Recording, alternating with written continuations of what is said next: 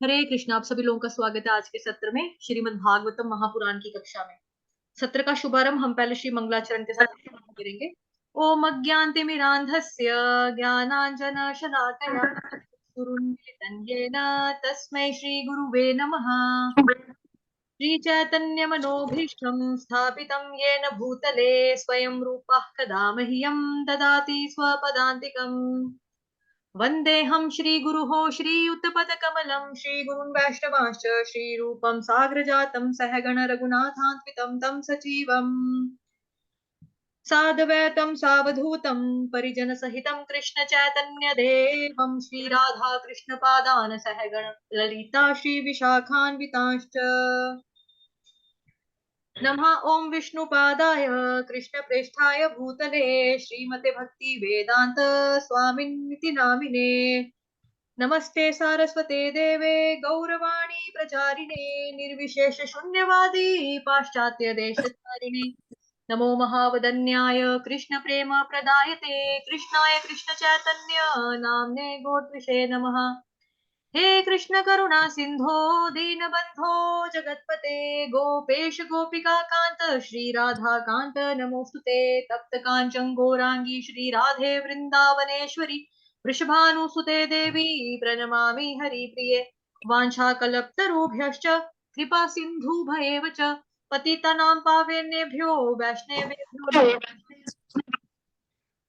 जय श्री कृष्ण चैतन्य प्रभु नित्यानंद श्री अद्वैत गदाधर श्रीवासादि गौर भक्त वृंद हरे कृष्णा कृष्णा कृष्णा हरे हरे हरे राम राम राम हरे हरे हरे कृष्णा कृष्णा कृष्णा हरे हरे हरे राम राम राम हरे हरे। मेरे पीछे दोहराएंगे। नारायणं नमस्कृत्य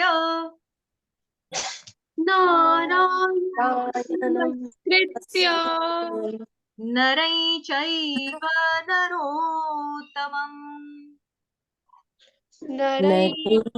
चैव नरोत्तमम् देवीं सरस्वतीं व्यासन् देवीं सरस्वतीं व्यासन् ततो जयमुदीरये ततो जयमुदीरये। नाम संकीर्तनं यस्य नाम संकीर्तनयस्य सर्वपापप्रणाशनम् सर्वपापप्रणाशनम् प्रणामो दुःखशमनस् प्रणामो दुःखशमनस् तन्नमामि हरिं परम् तन्नमामि हरिं परम्। ठीक है। सभी लोगों को मैंने अनम्यूट इसलिए नहीं किया बिकॉज बहुत ज्यादा शोर होता है आप लोगों की साइड से, तभी करके मैंने 3 लोगों को ही अनम्यूट किया आज। ठीक है। नष्ट प्रायेष्व भद्रेषु नष्टप्रायेषु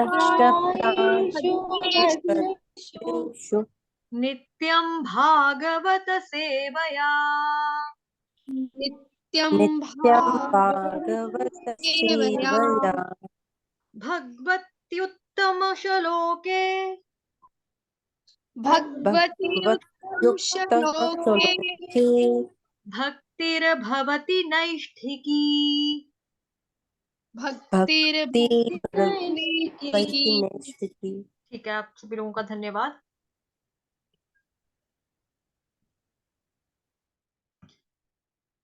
तो हमारा यहाँ से है आज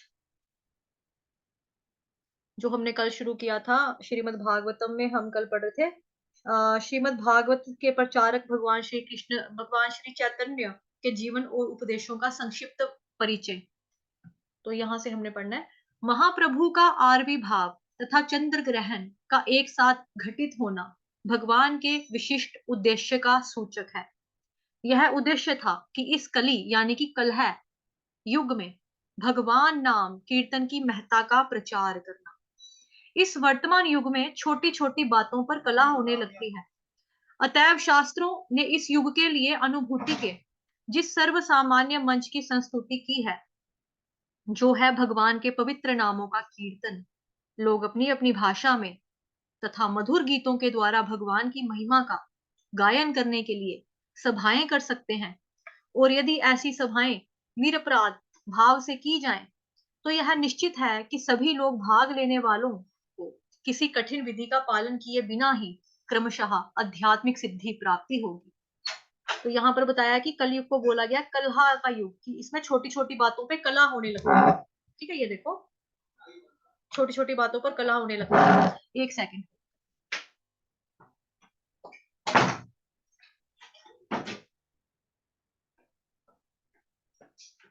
ठीक है, छोटी छोटी बातों पर कला होने लगती है। अतएव शास्त्रों ने इस युग के लिए अनुभूति के जिस सर्व सामान्य मंच की स्तुति की है, वो है भगवान के पवित्र नामों का कीर्तन। तो कल युग में क्या बोला गया? संकीर्तन यज्ञ करने के लिए, संकीर्तन यज्ञ को करने के लिए बताया गया, जैसा कि हम जानते हैं। अब देखो, ओके, कुछ चीजें बताती हूँ मैं आपको। जैसे देखो, जितने भी युग होते हैं ना, जितने भी युग होते हैं, हर युग में क्या होता है,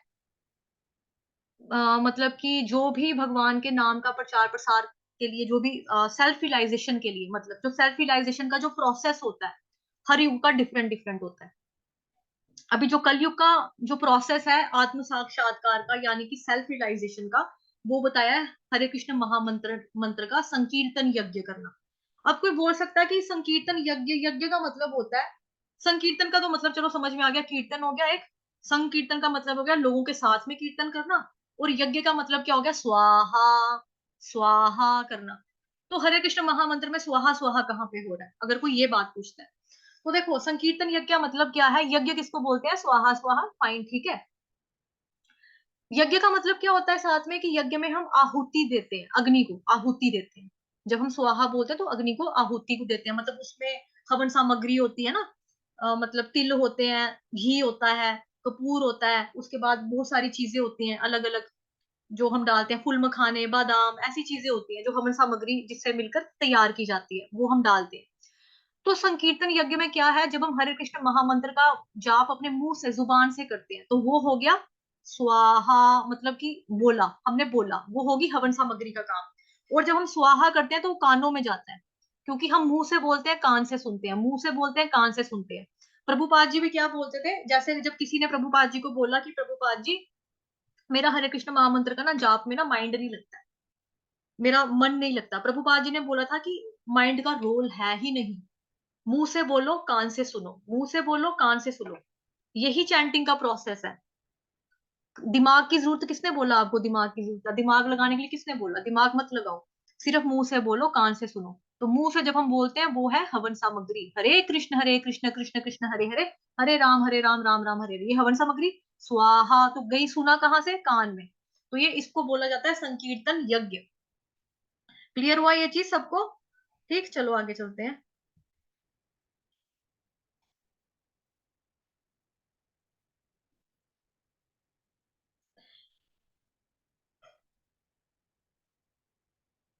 तो यहाँ पे ये चीज बताइए, दूसरी चीज यहाँ पे बताइए कि सभी भाग लेने वालों को किसी कठिन विधि का पालन किए बिना ही, मतलब कि ये प्रोसेस जो है इजी वाला प्रोसेस है, कोई मुश्किल वाला प्रोसेस नहीं है, जैसे कि बाकी जगह पे सेल्फ रियलाइजेशन के बाकी युगों में प्रोसेस थे, वैसे यहाँ पर कोई ऐसा कठिन आपको प्रोसेस का पालन नहीं करना है, सिर्फ मुंह से बोलना, कान से सुनना, हरे कृष्ण महामंत्र का जाप करना, इसके अलावा कोई ज्यादा वो नहीं है, कि जैसे कि बाकी युगास में था, है ना। तो हमारे केस में क्या, जो कलयुग के प्राणी है उनके केस में डीटी वर्शिप भी है, डीटी वर्शिप का भी है हमारे में, और साथ ही हम हरे कृष्ण महामंत्र का जाप भी करते हैं। तो हमको दो दो प्रोसेस हम फॉलो कर रहे हैं, दो दो युगों का हम पालन कर रहे हैं, मतलब युगों की जो प्रणाली थी, जिसको बोलेंगे ना आत्म साक्षात करने का जो प्रोसेस था, उसको फॉलो कर रहे हैं। तो ऐसी सभाओं में विद्वान, मूर्ख तथा धनी, निर्धन, हिंदू तथा मुसलमान, अंग्रेज तथा भारतीय एवं चंडाल तथा ब्राह्मण सभी दिव्य शब्दों को सुन सकते हैं। वे इस तरह से अपने मन के दर्पणों से भौतिक संसर्ग की धूल को साफ कर सकते हैं। तो हृदय की जो मन का जो दर्पण, मन का जो शीशा है, वो कैसे साफ होगा? हरे कृष्ण महामंत्र की झाड़ू मारने से साफ होगा। जब आप हरे कृष्ण कृष्ण कृष्ण हरे हरे, हरे राम राम राम हरे हरे का लगातार जब हम जाप करते हैं, तो क्या होता है, जो दिल में हमारे दिल के ऊपर जो कई कई सालों की जो मैल चित्त के ऊपर हृदय में पड़ी हुई है वो साफ हो जाती है। वो कैसे साफ होती है? क्योंकि ये क्या बोला जाता है, राम नाम की औषधि है। औषधि राम नाम की खाइए, जन्म मृत्यु के रोग मिटाइए, ये कहा जाता है। ठीक है। और हरे कृष्ण महामंत्र को तुलना जो है वो की जाती है झाड़ू के साथ। मान लीजिए कि जैसे आपका एक रूम था, आपका रूम था, आप वहां पे ताला लगा के चले गए कुछ सालों के लिए, वो कमरा जो था वो बंद पड़ा रहा। अभी आप 10 15 20 साल के बाद अचानक वापस आए, आपने सोचा यार ये कमरा बड़ा गंदा है, चलो उसको साफ करेंगे। आपने जैसे ही कमरा खोला ताला, आपको सबसे पहले क्या आएगी? खांसी। क्यों? क्योंकि वहां पे बड़ी मिट्टी, धूल मिट्टी जमा हो चुकी थी। शीशे भी अगर हमारे घर में पड़े होते हैं जो पुराने, मतलब कि उनके ऊपर भी हम शक्ल नहीं देख पाते हैं, क्योंकि साफ नजर ही नहीं आएगा। मिट्टी जो होती है वो पूरा फिक्स हो जाती है शीशों के ऊपर भी। आप सोचो क्या है, कमरा तो बड़ा गंदा, क्या करें? आपने पहले झाड़ू मारी, जब सूखी झाड़ू मारोगे पहले दोबारा खांसी आएगी, नाक मुंह कवर करके मारना पड़ेगा, मिट्टी बहुत उड़ती है झाड़ू मारने से। उसके बाद 2 3 बारी सूखी झाड़ू मारी, पोछा मार दिया, तब भी धूल नहीं हटेगी। फिर आप क्या करोगे? सर्फ वाला पानी लेकर आओगे, उससे तिल्ले वाली झाड़ू से उसको साफ करोगे, तिल्ले वाली झाड़ू से पानी डाल डाल के सर्फ से साफ करोगे, तो तब जाके आपको फ्लोर की शक्ल, यानी कि फर्श की शक्ल नजर आएगी। हाँ, ब्राउन कलर का पत्थर था, मतलब मार्बल पड़ा हुआ है, व्हाइट कलर का है या ग्रे, जो भी रंग होगा आपको नजर आएगा धीरे धीरे।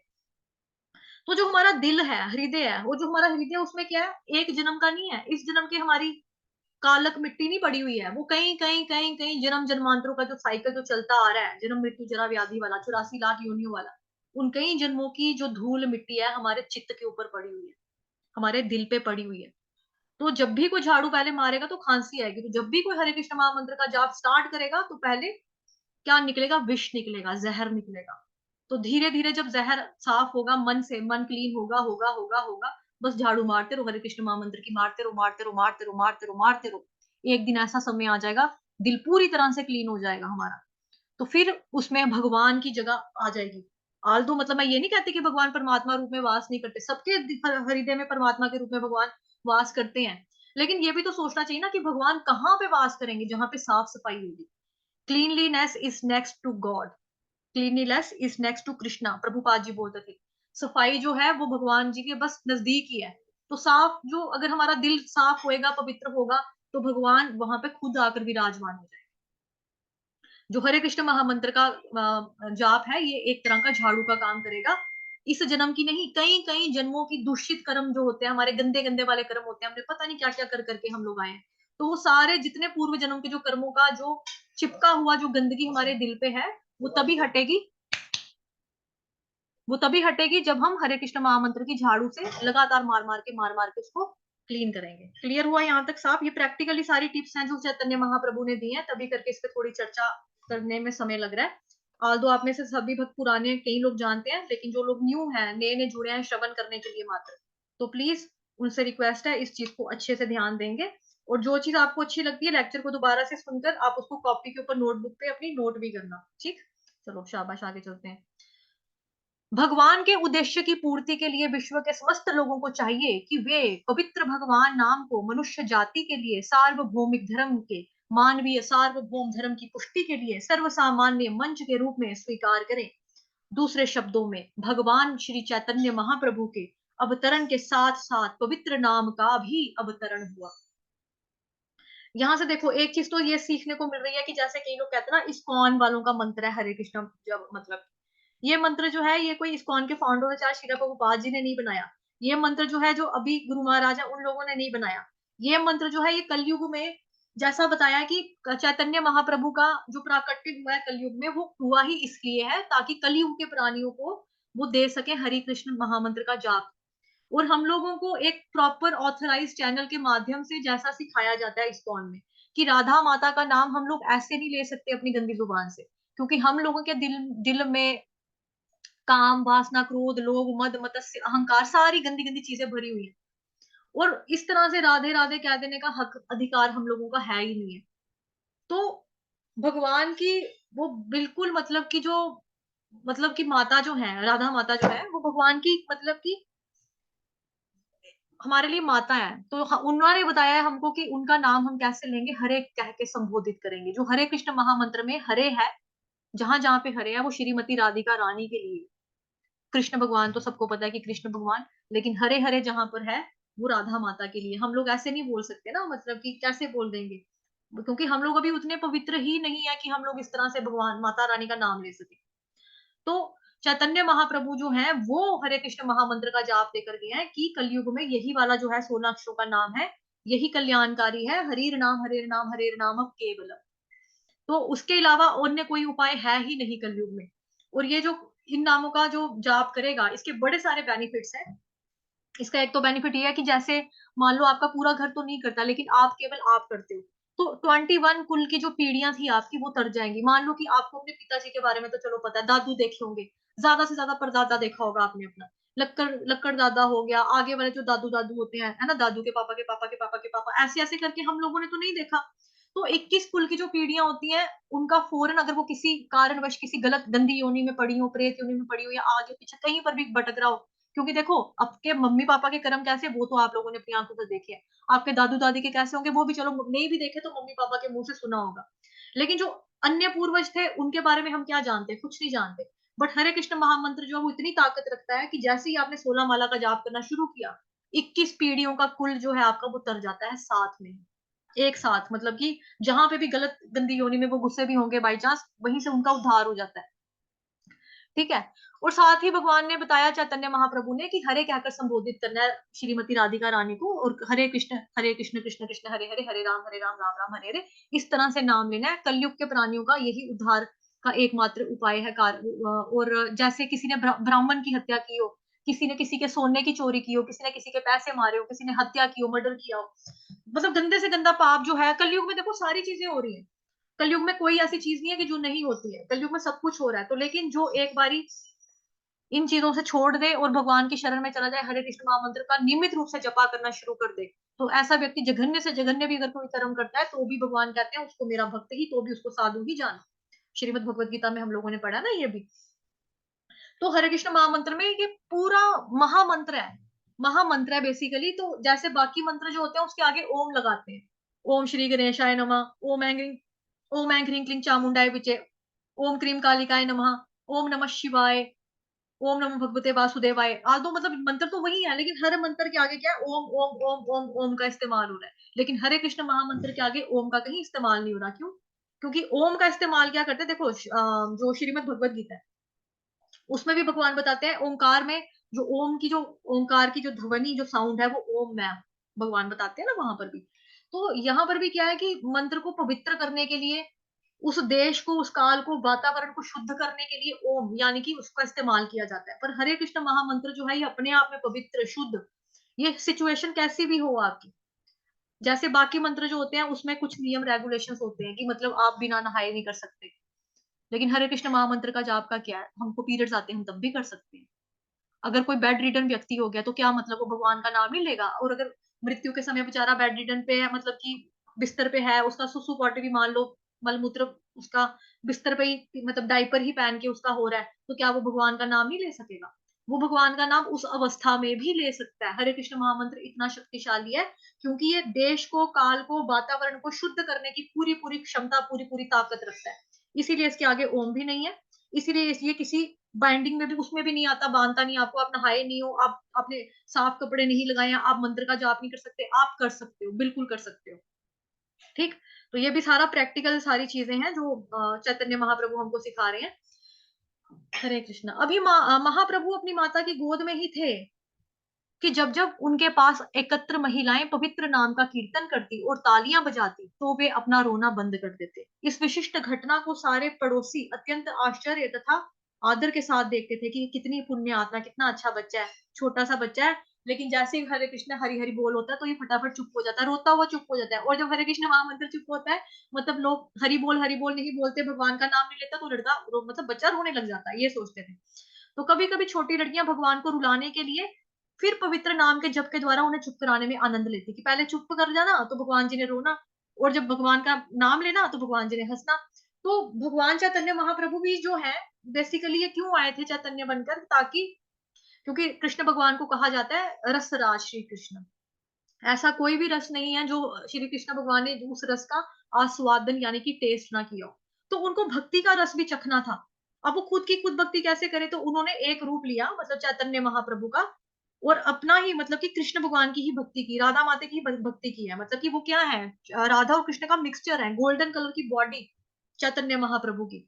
तो हरे कृष्ण महामंत्र का मतलब कि उन्होंने जपा किया, जो इसलिए किया ताकि वो कृष्ण भगवान की जो वीरा है उसको बर्दाश्त मतलब कि सीख सके, मतलब जुदाई को, तड़प का जो फील है, अनुभव है, वो कर सके, रस का आस्वादन कर सके कि कब कोई अगर बिछड़ जाता है। जैसे हम प्रभुपाद जी को भी देखते हैं, प्रभुपाद जी की अगर आप मैक्सिमम फोटोज देखोगे ना, उनकी आंखों में नमी होती थी, मॉइस्चर जिसको बोलते हैं इंग्लिश में, वो होता है। क्यों होता था? क्योंकि वो आत्मा जो है, मतलब प्रभुपाद जी जो है, वो बिछड़ चुके हैं कृष्ण भगवान से। तो लगातार उनकी आईज में से वो बिछड़ने का जो गम होता है ना, दुख, वो आंखों में झलकता साफ नजर आता था कृष्ण के लिए। तो ऐसे ही भगवान मतलब चैतन्य महाप्रभु को, यानी कि कृष्ण भगवान को आनंद लेना था, रसास्वादन करना था, भक्ति का भक्ति का रसास्वादन करना चाहते थे, इसलिए वो चैतन्य महाप्रभु के रूप में प्रकट हुए। और भी बहुत सारी चीजें हैं इनमें, लेकिन अभी हम आगे पढ़ते हैं। इस तरह महाप्रभु अपने बाल्यकाल से ही पवित्र नाम की महत्ता का उपदेश देने लगे थे। वे बाल्यकाल से ही निमाई कहलाते थे। यह नाम उनकी प्यारी माता द्वारा रखा गया था। निमाई प्रभु जी की माता, यानी कि चैतन्य महाप्रभु की माता का नाम था शची माता। कल भी हमने पढ़ा था। कुछ लोग जो आज ही आए हैं तो उनको भी थोड़ा बता दिया। क्योंकि महाप्रभु का जन्म उनके पिता के घर के आंगन में उगे एक नीम के वृक्ष के नीचे हुआ था। नीम के पेड़ के नीचे जन्म लेने के कारण उनका नाम निमाई पड़ गया। जब महाप्रभु 6 मास की आयु में अन्नप्राशन संस्कार के समय अन्न खिलाया गया, तब उन्होंने अपनी भावी लीलाओं का संकेत दिया। इस अवसर पर शिशु की भावी प्रवृत्तियों का आभास पाने के उद्देश्य से बच्चों के सामने सिक्के और पुस्तकें रखी जाती हैं। महाप्रभु की एक ओर रखे गए सिक्के और दूसरी ओर श्रीमद् भागवतम महापुराण रखा गया। महाप्रभु ने सिक्कों को ना ग्रहण करके श्रीमद् भागवतम महापुराण को ग्रहण किया। हरि हरि बोल। जब वे बाल रूप में आंगन में घुटनों के बल चलना सीख रहे थे कि एक दिन उनके समक्ष एक सर्प प्रकट हुआ और महाप्रभु उससे खेलने लग गए। घर के सारे सदस्य भय, भीत और आश्चर्य से स्तब्ध हो गए। किंतु थोड़ी ही देर के बाद सर्प चला गया और माता ने अपने बालक को उठा लिया। एक बार एक चोर उनके आभूषण छीनने के उद्देश्य से उन्हें चुरा ले गया, किंतु वे डरे नहीं और उस मोहग्रस्त चोर के कंधे पर चढ़े चढ़े यात्रा का आनंद लेते रहे। तो यह चोर बच्चे को लूटने के लिए एकांत स्थान की तलाश में था, किंतु ऐसा हुआ कि वह चोर इधर उधर घूमकर फिर जगन्नाथ मिश्र के घर पर पहुंच गया और पकड़े जाने के भय से बालक को तत्काल वहीं पर छोड़ गया। निसंदेह चिंतित माता पिता और परिजन खोए बालक को पाकर अत्यंत प्रसन्न हुए। तो इसके बारे में थोड़ा सा मैं और बताती हूँ आपको। ये जो पास टाइम है चैतन्य महाप्रभु के बचपन का, यहाँ पर कि क्या होता है कि चैतन्य महाप्रभु जो थे, उनका बर्थडे था, मतलब जन्म दिवस मनाया जा रहा था, तो उन्होंने हार गले में हार डाला हुआ था। तो एक चोर जो था वो चोरी करने के लिए बड़ा आगे पीछे फिर फिर रहा था, आगे पीछे देख रहा था कि कहाँ से क्या मिलेगा मेरे को। तो उनकी नजर पड़ती है जगन्नाथ मिश्र जो कि चैतन्य महाप्रभु के पिताजी हैं, उनके घर में। वो देखते हैं कि एक छोटा बच्चा, यानी कि चैतन्य महाप्रभु ने गले में मोतियों की माला डाली हुई है। वो कहते हैं चलो मेरा काम तो बन गया। वो बच्चे को बुलाते हैं, प्यार से फुसलाते हैं, गोदी में बिठा लेते हैं, अपने कंधे पे चढ़ा लेते हैं। कंधे पे चढ़ाकर वो चोर जो होता है वो चलता चलता जाता है जंगल में। उसको कहीं पे दाव नहीं लग पाता कि मैं भगवान के गले से माला निकाल पाऊं। जैसे ही वो सोचता है हाँ यहाँ पे अकेला बनना है, यहाँ पे चलो मैं लूटता हूँ, वैसे ही कृष्ण भगवान की बांसुरी बजती है, वहां से गौएं आ जाती हैं, वहां से एक दो आदमी जो चरवाहे होते हैं, जो गौओं को चराने वाले होते हैं, वो आ जाते हैं। तो चोर सोचता है यार ये बच्चा तो बड़ा ही अद्भुत है, जहां पे मैं चोरी करने का सोचता हूँ वहां पर कोई ना कोई आकर प्रकट हो जाता है, मतलब कि पता नहीं कैसा बच्चा है। तो उस बंदे के पीठ पे ना कुब भी पड़ा होता है। कुंभ समझते हैं ना सभी, मतलब कुंभ पड़ा होता है। और जो चैतन्य महाप्रभु उनके ऊपर चढ़े होते हैं कंधों पे, तो उस इंसान का जो कुंभ होता है वो खत्म हो जाता है। तो फिर वो अपने कबूल करता है उनके सबके सामने कि मैं तो चोरी करने के लिए आया था, लेकिन आपका जो बच्चा है वो बहुत ही अद्भुत है। उसने मेरा मैंने कभी सोचा भी नहीं था कि मैं ठीक होऊंगा, मतलब उसको प्रॉब्लम थी कंधे की। तो उसने सोचा मैं तो कभी सोच सोच भी नहीं सकता था मैं ठीक होऊंगा, लेकिन आपके बच्चे ने मेरे को ठीक कर दिया। वो भगवान जी के चरणों में प्रणाम करता है और हरि बोल हरि बोल हरि बोल हरि बोल हरि बोल हरि बोल कहते कहते वो चला जाता है, वहां से प्रस्थान कर जाता है चोर। तो चोर की भी जो होते हैं, भगवान ने चोर का उद्धार किया बचपन में। ठीक है।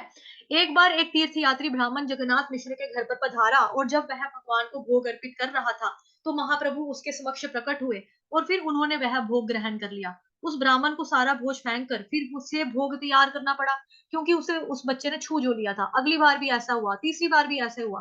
तो बच्चे को पकड़कर सुला दिया गया। अर्धरात्रि के समय जब घर के सभी लोग सो गए तो उस ब्राह्मण ने अपने द्वारा तैयार किए गए विशिष्ट भोग को श्री विग्रह को अर्पित किया, लेकिन उस बालक ने पूर्ववत प्रकट होकर उस भोग को जूठा कर दिया। तब वह ब्राह्मण रोने लगा, किंतु चूंकि घर के सारे लोग सोए हुए थे, अतः उसको रोना किसी ने नहीं सुना।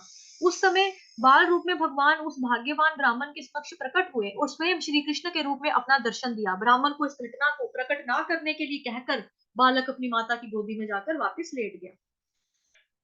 उनके बाल्यकाल की ऐसी अनेक घटनाएं हैं। कभी कभी एक नटखट बालक की भांति वे उन रूढ़िवादी ब्राह्मणों को तंग करते जो गंगा स्नान करने के लिए आते। तब ब्राह्मणों ने उनके पिता से शिकायत की कि वे पाठशाला जाने के बदले उन पर पानी फेंकते हैं। तो वे सहसा ही अपने पिता के समक्ष स्कूल की वेशभूषा में पुस्तकें लिए प्रकट हो गए, मानो वो जैसे सीधा स्कूल से आ रहे हैं। वे स्नान घाट में पड़ोस की उन लड़कियों से परिहास करते जो अच्छा पति पाने के उद्देश्य से शिव की पूजा करने में व्यस्त रहती। हिंदू परिवारों में कुमारियों में यह सामान्य प्रथा है। जब वे ऐसी पूजा में व्यस्त रहती तो महाप्रभु चंचलता पूर्वक उनके समक्ष प्रकट होकर कहते, बहनों तुम शिव जी की भेंट के लिए जो कुछ लाई हो वह मुझे दे दो, शिव जी मेरे भक्त हैं और पार्वती मेरी सेविका है। यदि तुम मेरी पूजा करोगी तो शिव जी और अन्य सारे देवता तुम पर और प्रसन्न हो जाएंगे।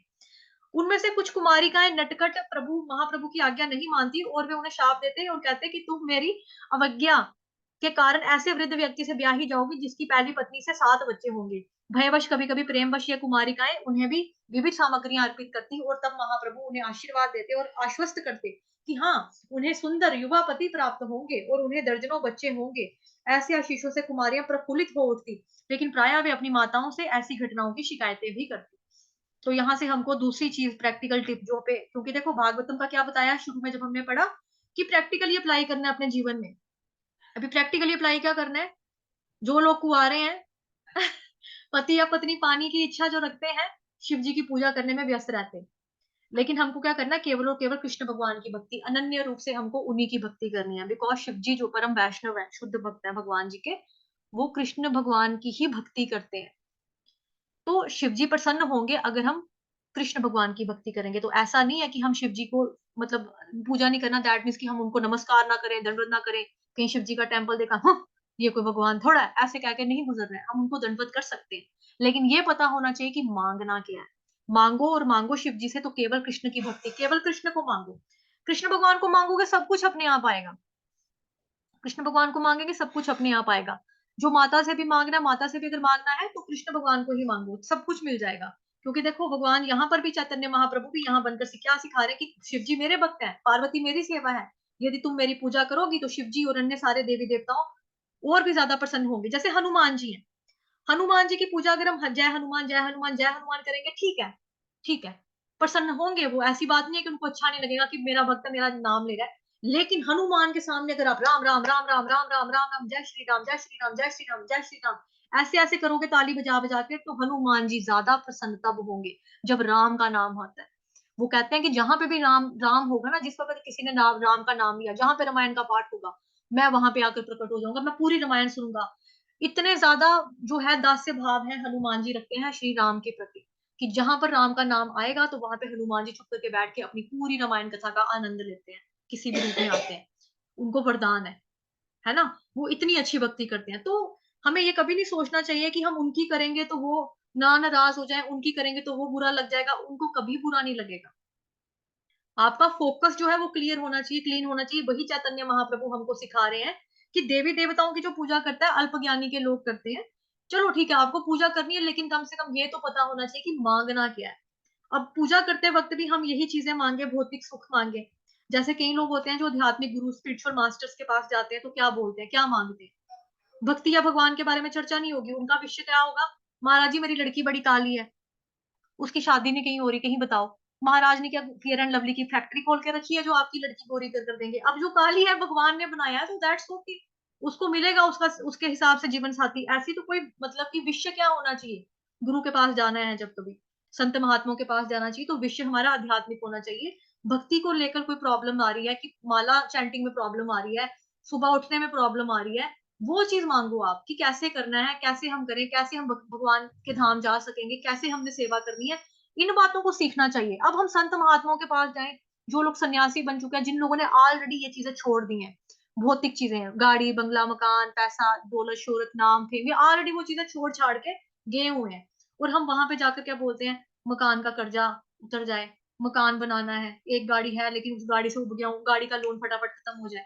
तो ये संत साधु लोग जो है ये ऑलरेडी ये चीज छोड़ चुके हैं। इंसान त्याग किन वस्तुओं का करता है, जो तुच्छ वस्तुएं होती हैं। अगर ये वस्तुएं इतनी ज्यादा अच्छी होती तो साधु संत इन लोगों का त्याग क्यों करते, गुरु महाराज इनका त्याग क्यों करते। उनको भी लालच होता ना, नहीं यार मैं भी गाड़ी में घूमूंगा, नहीं यार मैं भी अपनी मम्मी पापा के साथ ही रहूंगा, मैं क्यों 4 साल की उम्र से संन्यास ले लूं, मैं क्यों जाऊं, मैं भी बच्चा हूं, मेरा भी दिल करता है आईपीएल मैच देखने का, मेरा भी मन करता है मैं घूमू फिरूं, अपने साइज के बच्चों के साथ खेलूं कूदूं। लेकिन उन लोगों ने क्या किया, इन चीजों को त्याग दिया। त्यागना का मतलब तुच्छ वस्तुओं का त्याग किया जाता है, सभी वस्तुओं को त्याग कर, ये जो चीजें हैं भौतिक वस्तुओं को त्याग कर वो गए हैं भक्ति करने के लिए। और हम जाकर उनसे बोलेंगे कि हमको गाड़ी दे दो, बंगला दे दो, पैसे दे दो, मकान दे दो, नाम दो, शोहरत दो, लोग मेरे को सलाम करें। तो ये चीजें नहीं मांगनी चाहिए, वहां जाकर हमको आध्यात्मिक प्रश्न ही पूछना चाहिए जो हमको भक्ति में आगे जाए। बिकॉज देखो, सुअर जो है ना, पिग पिग जिसको बोलते हैं, सुअर, सुअर को बोला जाता है ये त्याग, मतलब कि मल खाता है, त्यागी हुई चीज, मतलब मल, वेस्टेज मटेरियल है ना, मल, सुसु पॉटी, ये उसको खाता है। तो इन लोगों ने ये चीज छोड़ दी है, साधु संतों ने ये चीज छोड़ दी है। और हम लोग क्या बोलेंगे, जो चीजें आपने छोड़ी हैं, जो आपने त्याग दिया, आप वो चीजें हमको दे दो, दैट मीन्स हम सुअर हो गए। कि जो उन चीजों, उन लोगों ने जो चीजें छोड़ी है, हम उनको मांगने के लिए जा रहे हैं कि हमको दो दो दो, हमको ये चाहिए।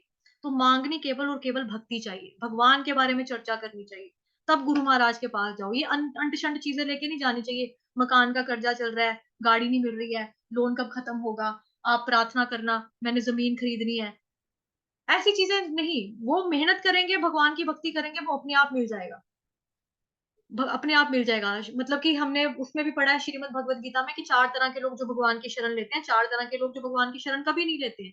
उसमें से एक जो है शरण ना लेने वाले, वो कौन आता है, उसकी तुलना किसके साथ की गई है, पिग, सुअर के साथ, और गधे का एग्जाम्पल देते हैं कि गधे का काम क्या है, गधे का काम है कि घास खाना।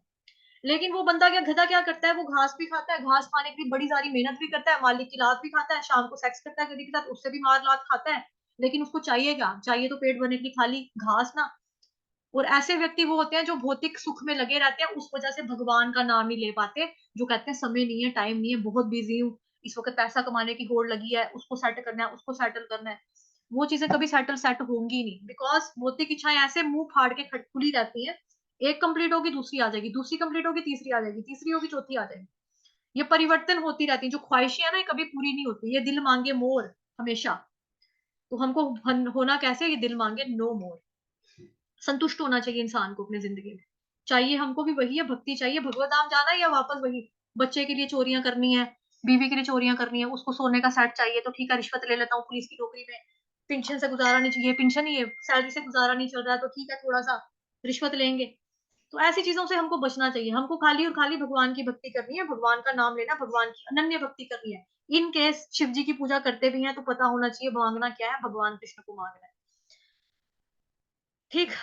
तो यहाँ पर प्रेम चैतन्य प्रभु जी ने भी यही चीजें सिखाई। महाप्रभु ने इस प्रकार अपना बाल्यकाल बिताया। जब वे केवल 16 वर्ष के थे तब उन्होंने अपनी निजी चतुष्पाठी विद्वान ब्राह्मण द्वारा चलाई जाने वाली ग्रामीण पाठशाला चालू की। वे इस पाठशाला में व्याकरण पढ़ाते थे, समय व्याकरण पढ़ाते समय भी केवल और केवल कृष्ण की व्याख्या करते। तो प्रभुपाद जी की जो हमने बुक पढ़ी थी, पूर्ण प्रश्न पूर्ण उत्तर, उसमें भी प्रभुपाद जी ने यही चीज बताई थी कि आप हर चीज को कनेक्ट कर सकते हो, चाहे आप साइंस के प्रोफेसर हो फिर भी बता सकते हो, कृष्ण के साथ अपनी टीचिंग्स को कनेक्ट कर सकते हो। कि पानी है, ठीक है, पानी है, बिजली है, लेकिन आ कहां से रहा है, पीछे पीछे जाते रहो, सोर्स कहां से निकलेगा, कृष्ण निकलेगा। तो वो भी पढ़ाते थे, व्याकरण पढ़ाते थे, लेकिन व्याकरण में जो चर्चा का विषय होता था केवल कृष्ण की व्याख्या करते थे। बाद में महाप्रभु को प्रसन्न करने से श्रील जीव गोस्वामी जी ने एक संस्कृत व्याकरण तैयार किया, जिसमें व्याकरण के सारे नियमों को भगवान के पवित्र नामों के उदाहरणों द्वारा समझाया गया। हरि बोल। सोचो कितना ज्यादा वो है ये, कि व्याकरण को समझाने के लिए उसमें जो एग्जाम्पल्स का इस्तेमाल किया वो सिर्फ और सिर्फ भगवान जी के पवित्र नामों का इस्तेमाल किया। यह व्याकरण अब भी प्रचलित है। क्या नाम है इस व्याकरण का, हरि नामामृत व्याकरण के नाम से प्रसिद्ध है, और बंगाल की भाषाओं, सॉरी, बंगाल की पाठशालाओं के पाठशालाओं के पाठ्यक्रम में स्वीकृत है। अभी मैं आप लोगों को अनम्यूट कर रही हूँ, अभी यहाँ तक ही हम रखेंगे, और पहले हम मंत्र पढ़ लेंगे। जिनको घर में शोर है वो प्लीज बंद रहे। प्रीति माता जी आपका तो शोर ही, आप बंद ही रहो, ठीक है। जिनके घर से शोर नहीं है प्लीज वही लोग अपने आप को अनम्यूट करेंगे प्लीज। ठीक है प्लीज। लवन्या माता जी आपको बंद कर दिया मैंने, आपकी साइड्स पे टीवी लगा था। ओम पूर्णमद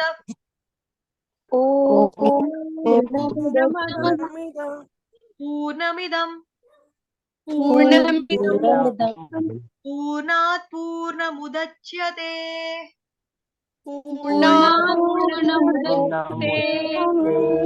पूर्णस्य पूर्णमादाय पूर्णमेवाव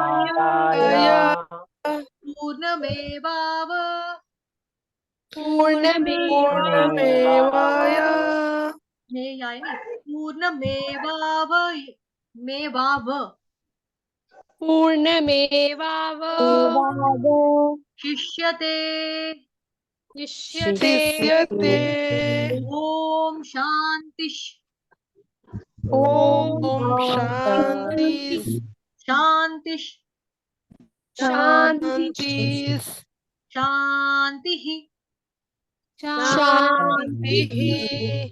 अभी सभी लोग हरे कृष्ण महामंत्र का जाप करेंगे। हरे कृष्णा कृष्णा कृष्णा कृष्णा हरे हरे कृष्णा हरे हरे कृष्णा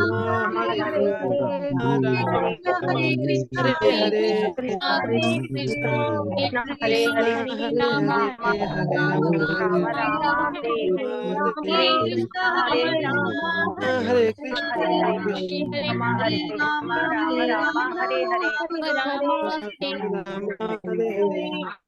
हरे कृष्णा। कैसा लगा लेक्चर? किसी को स्पीड से प्रॉब्लम तो नहीं हुई कि ज्यादा स्पीड तो नहीं लगा? नहीं माता जी, बहुत ही अच्छा लगा। माता जी। माता जी कह रहे थे ना, एक माता जी कह रहे थे कि आप तेज पढ़ा रहे हो थोड़ा। कौन था? एक माता जी कह रहे थे। माता जी मैं ही शायद बोल रही थी पर्सन और जब काफी फास्ट चल रहा था। जी अब जी ये ठीक है, अभी ठीक लग रहा है? ठीक है माता जी, अभी स्पीड सही है ना?